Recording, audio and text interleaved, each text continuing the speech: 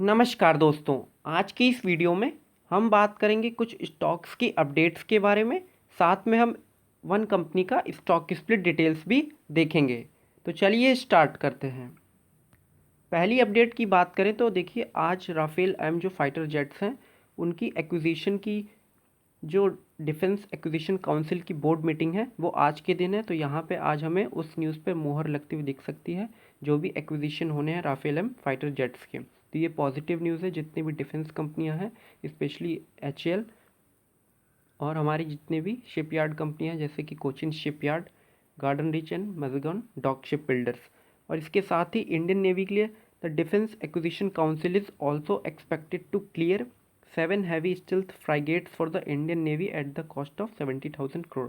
तो कल के दिन जैसा कि हमने देखा कि हिंदुस्तान एरोनॉटिक्स लिमिटेड के लिए 26,000 करोड़ की जो इंजन से रिलेटेड एक डील हुई है, वहाँ पे उसको ऑर्डर मिलते हुए दिखा। और साथ में अब ये 70,000 करोड़ रुपीज़ की जो इंडियन नेवी के लिए स्पेशली जो चीज़ें हैं, एक्विजिशन है, उसके ऊपर मोहर लगती हुई दिख सकती है आज की बोर्ड मीटिंग में। तो ये 4-5 शेयर हैं डिफेंस के जिसमें कंटिन्यूसली मोमेंटम आज या कल देखने को मिल सकता है। एक शॉर्ट टर्म ब्लिप मिल सकती है न्यूज़ के बेसिस पे।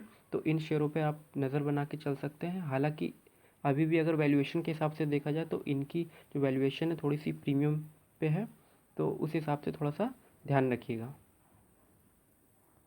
नेक्स्ट अपडेट की बात करें तो देखिए, वेदांता प्लान कर रहा है first dollar bond sale after January restructuring के बाद। तो जनवरी में जो प्लान हुआ था, जो यूएस करेंसी नोट्स थे, जब उसने रिस्ट्रक्चरिंग की थी वेदांता रिसोर्सेज लिमिटेड ने, तो उसके बाद से ये पहला डॉलर बॉन्ड सेल करने जा रही है वेदांता लिमिटेड। तो ये पॉजिटिव है।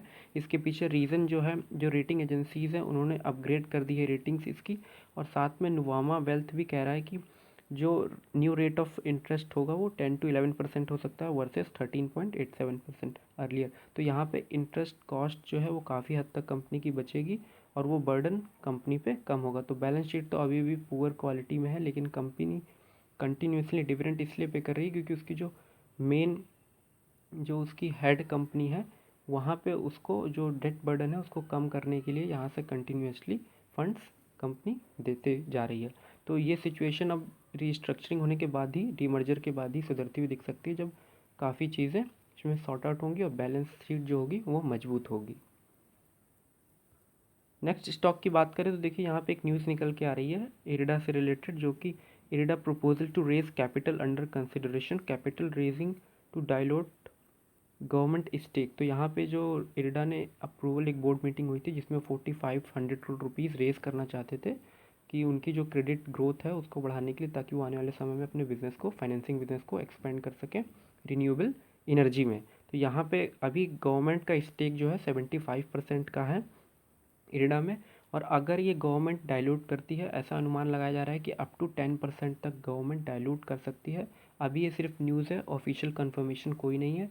तो इस केस में क्या होता है, हैवी डिस्काउंट्स देखने को मिल सकते हैं, क्योंकि जब भी कोई कंपनी या प्रोमोटर बड़ा स्टेक सेल करता है तो उसमें वहाँ पे हैवी डिस्काउंट देखने को मिलते हैं। तो स्टॉक में एक नीजर रिएक्शन देखने को मिलता है कि स्टॉक सडनली से नीचे जाता है, फिर वो जितनी भी डिमांड सप्लाई जोन जैसे ही कवर अप हो जाते हैं उसके बाद स्टॉक थोड़ा सा कंसोलिडेट कर सकता है। तो इस न्यूज़ पे थोड़ा सा इसमें निगेटिव सेंटीमेंट देखने को मिल सकता है एडा में। तो इस स्टॉक को भी आप देख के चल सकते हैं, क्योंकि ये सेक्टर आने वाले समय में काफ़ी अच्छा प्रदर्शन करेगा। तो जिनका बहुत ही लॉन्ग टर्म नज़रिया है, उस हिसाब से आप इस स्टॉक को अपनी वॉच लिस्ट में रख सकते हैं। अगर कंपनी के स्टॉक की बात करें तो देखिए, अग्रवाल इंडस्ट्रियल कॉरपोरेशन है।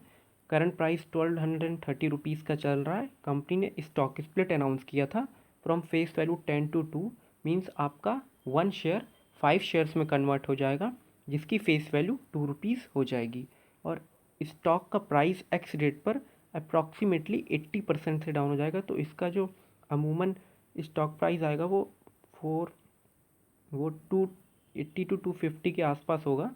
तो इसके बीच में रेंज में हो सकता है, डिपेंड करता है सप्लाई एंड लिक्विडिटी पर। और रिकॉर्ड डेट इसके लिए 25 सितंबर डिसाइड की गई है।